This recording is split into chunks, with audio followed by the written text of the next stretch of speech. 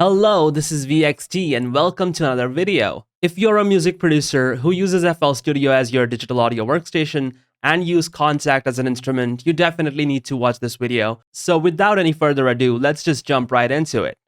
So conventionally, the way you'd route things in FL Studio is you would add your instrument, load up the library that you want to use, and then you would go into this gear icon and then route it to a mixer track. But the disadvantage of that is now you can only have one library playing through this plugin, and if you wanted to use Kontakt for 4 different libraries, you would have to load up 4 different instances of Kontakt. Also, you're disabled from using the mixer built inside Kontakt.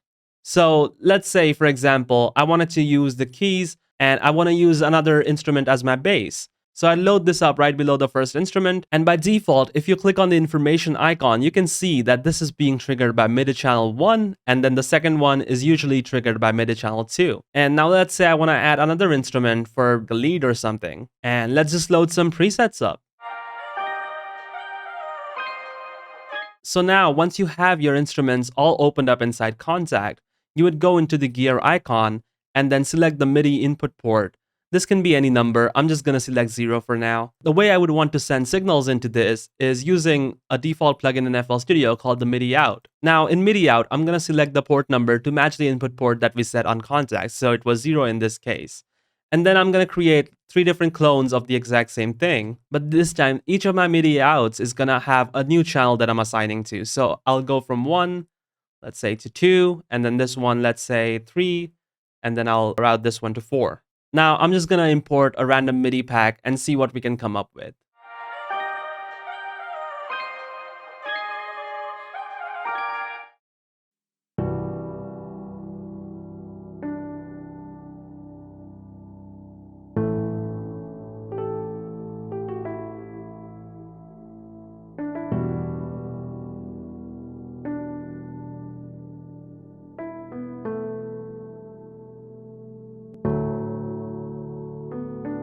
Now this sounds pretty nice on the keys, but I do want the top part, the lead, to be playing on a different instrument, and I also want the bass to be playing a different instrument. So the way I'll do that is I'll go into MIDI Out 1, which is sending to port 0, channel 1, so that's the actual keys that we were playing, and I don't want the keys to be actually playing the lead top part.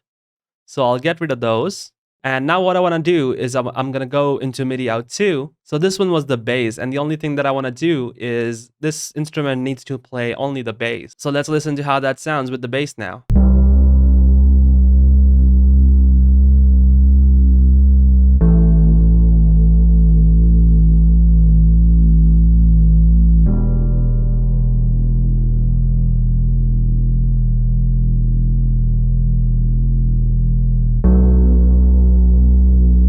The next thing that I'm going to add is the top line or the lead on my MIDI Out number 3.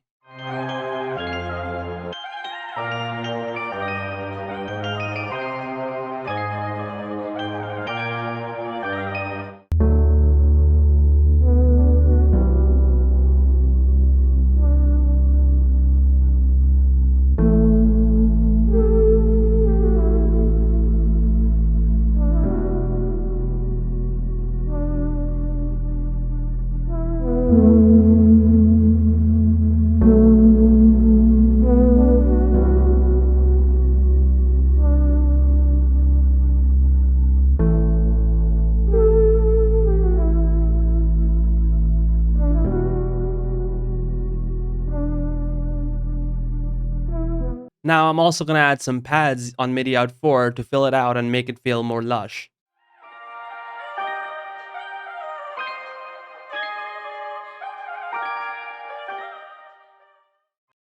So now listen to this. This is what we have with the 4 MIDI outs.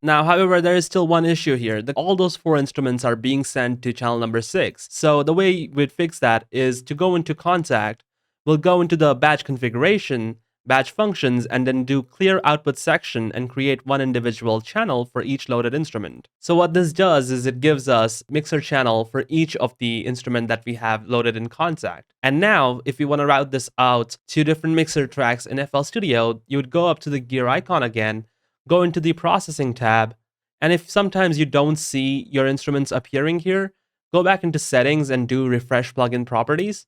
Takes about a second or so. And then if we go back into the processing tab, here we have the hybrid keys on channel 1, channel 2, channel 3, channel 4, all 4 different instruments. And I can route this out however I want. So I'm going to go 6, 7, 8, and 9. And now we have each instrument going into its own single mixer channel.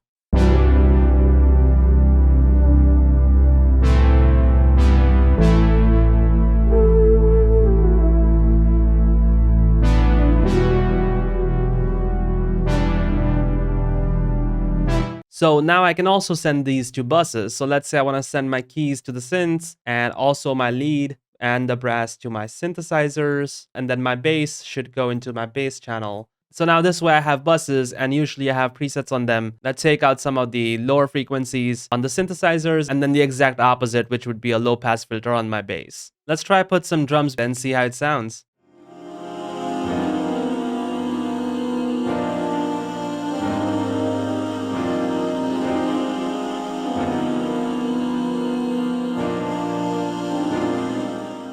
With the drums and some minor mixing done, here's what we get.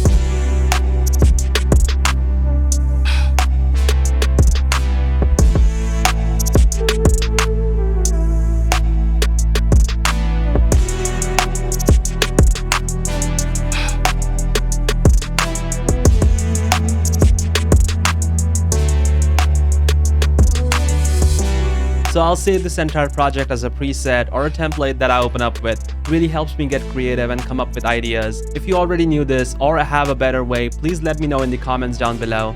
If you do like my workflow, please don't forget to leave a like on this video and subscribe to my channel. And don't forget, keep making great music and have a nice day. Peace.